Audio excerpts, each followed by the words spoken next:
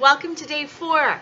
I hope you guys had a lot of fun yesterday with what I consider to be the hardest working day. And it was by far the longest day. None of the videos are going to be as long from this point out. So, yay! Go you! Today, I have the leopard again. Today, we are going to do the Paris window. So again, if you haven't already downloaded it, go ahead and download it. And then you can fill out your own information on this form. This is a technique that is used in hypnotherapy to help people uncover subconscious blocks and also to help prepare people for change. Like I've said before, I spend a lot of time helping people prepare to get ready for change, which is a super important and often overlooked step in the process. If you're not ready for change, you're going to be unsuccessful in your attempts to change. So this is one of those tools that helps people uncover what's going on in their head and figure out where they're at. I'm going to do this with the example of smoking because that's just an easy one and it makes a lot of sense. But again, whatever your problem is, and a problem is just used in quotes because the problem is whatever behavior you're exhibiting that you want to change. Okay? So, the little first box says, how do I feel about the problem? Again, the problem is the behavior you want to change. So whether it's nail biting or eating too much or nagging your kids or obsessively negative thinking, it doesn't matter what that problem is. How do I feel about that problem? If it's biting my nails, I feel embarrassed having short, ugly nails. If it's stop smoking, I feel embarrassed about smoking. If it's being overweight, I'm ashamed of my body. I feel self-conscious. Whatever it is, how do you feel about the problem? And surprisingly enough, this can be a really difficult thing for people to answer because when I really ask people this question, they always give me the pat answer. Oh, it's not good to be overweight. It's not good to smoke. Great, but how do you feel about it? Why do you want to change? Because I'm really tired of feeling this way, because I'm tired of looking this way, because whatever it is, really get in touch with how do you feel about the problem and expect that to be difficult. And if you know that's going to be difficult, it'll make it a little bit easier. Second question is the little next window over here, and it's how do you think others feel about your problem? And believe it or not, this quadrant is usually a little bit easier to answer because we oftentimes are trained to be more in touch with how other people feel and think about us than being in touch with how we think and feel about our own selves. And that's just a little ironic part about our society.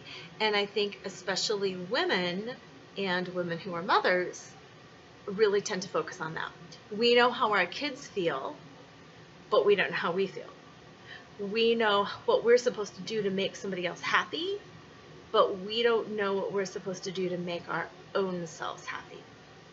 So that next box is how do you think others feel about your problem? If you're a smoker, you know who disapproves of your smoking behavior. You know who the people are who look at you funny every time you go outside and light up. If you're overweight, you know the people that make comments like, should you be eating that, or don't you wish you could wear this? You know how other people feel about your problem. Your spouse, your parents, your friends, your coworkers, how do they all feel about your problem? Do people know you're a nail biter? Do they say things? How do people feel about your problem? Go ahead and answer those questions. The next quadrant, and this gets really interesting, is how do you feel about how others feel about your problem? And you'll get a lot of insight when you answer that question. How do I feel about my husband being ashamed of the way I look? Ouch. That really hurts. How do I feel when my kids are embarrassed by my smoking? wow, I feel pretty worthless. How do I feel when other people think I am ignorant, fat, ugly, smelly, stupid, whatever it is? How does that make me feel? That is really kind of the heart and soul of some of this. Even more so than how we feel about the problem, it's important to tune into how we feel about how we think others feel about it. Because if I am a smoker and I don't really love it, but I'm still doing it because I'm getting some sort of a benefit from it, I might be irritated with myself, but tolerant of myself because I know what my benefit is. I know it's a part of my identity. I know it's a part of me. I know that it gives me self-confidence. I know that it calms me down. It gives me a crutch. So I'm okay with that. So how do I feel about it? Well, gee, I wish I didn't have this crutch. I wish I would have never started, but I don't feel that badly about it myself. How do you think others feel about it? Wow, my kids hate it when I go outside and smoke. My husband says my breath smells horrible. Every time I'm in a public setting and I go outside to smoke, people give me this look like I am stupid and backwards. So how does that make me feel? Well, gosh, it makes me feel totally ashamed in front of my kids. It makes me feel humiliated in public.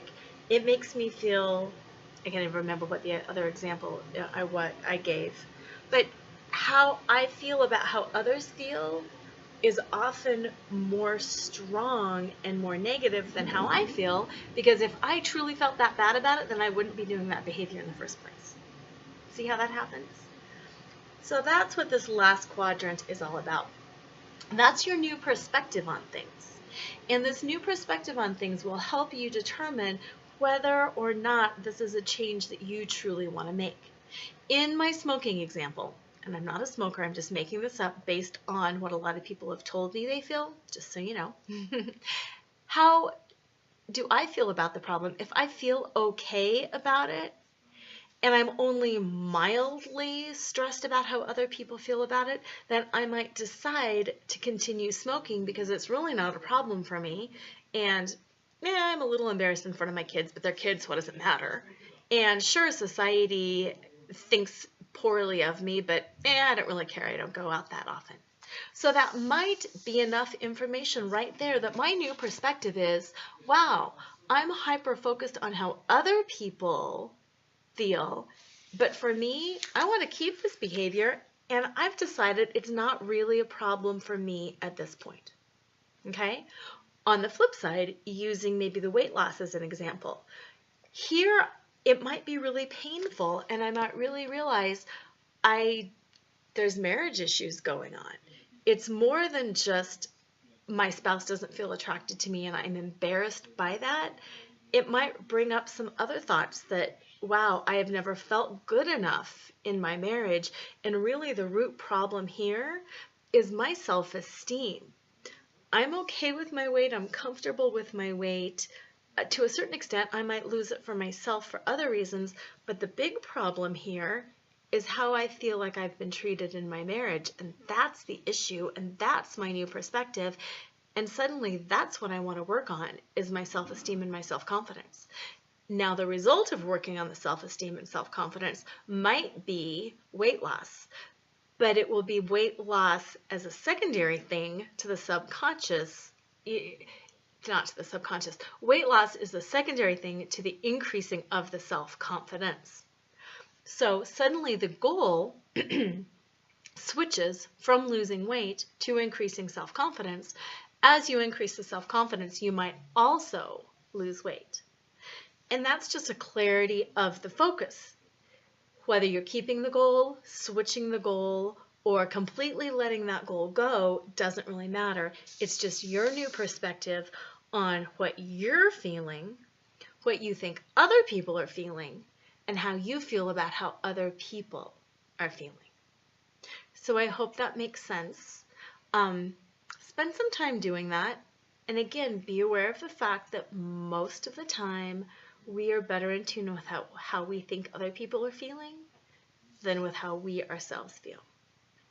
Get on the Facebook page, Flaunting Fitness, download the forms, email me, post a message on that Facebook page, text me, whatever, if you have questions with your personal situation. Tomorrow, we are going to go into the power of threes and habits and changing some of that. And then the next day, we're going to go into a self-hypnosis, and I'm going to teach you how to do that. So I hope things have been going well. Good luck. I will see you tomorrow.